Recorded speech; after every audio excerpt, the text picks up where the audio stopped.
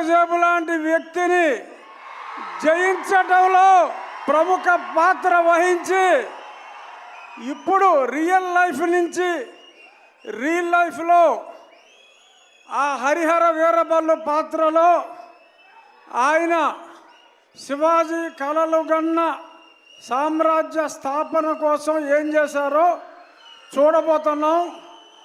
ఆయన కెపాసిటీ ఏంటో చూపెట్టి ఇప్పుడు సినిమాలో ఆయన స్టామినాని చూడటానికి 24 ఎప్పుడు తెల్లారుతుందా అని మీ అందరితో పాటు నేను కూడా చూస్తున్నా.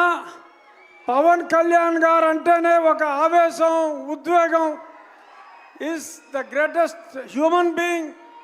నటుడిగా కన్నా ఒక వ్యక్తిగా ఎంతో ఉన్నతమైన వ్యక్తి. ఇక ఏం రత్నం గారు స్కైలాబ్ వచ్చి మీద పడుతుందన్న ఆ పన్నెవన్ రాజు గారు మనకు ఇబ్బంది లేదు అని అంత ధైర్యం ఉన్న వ్యక్తి, ఎన్నో హిట్ సినిమాలు తీసిన వ్యక్తి ఇప్పుడు కళ్యాణ్ గారితో ఒక సంచలనాన్ని సృష్టించడానికి ముందుకు వస్తున్నారు. All the best sir.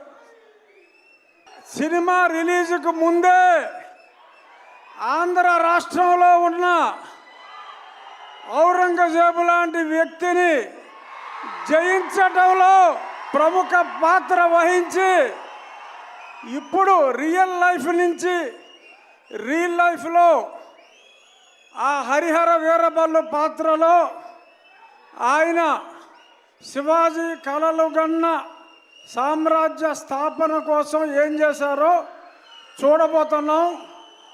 ఆయన కెపాసిటీ ఏంటో చూపెట్టి ఇప్పుడు సినిమాలో ఆయన స్టామినాని చూడటానికి 24 ఎప్పుడు తెల్లారుతుందా అని మీ అందరితో పాటు నేను కూడా చూస్తున్నా.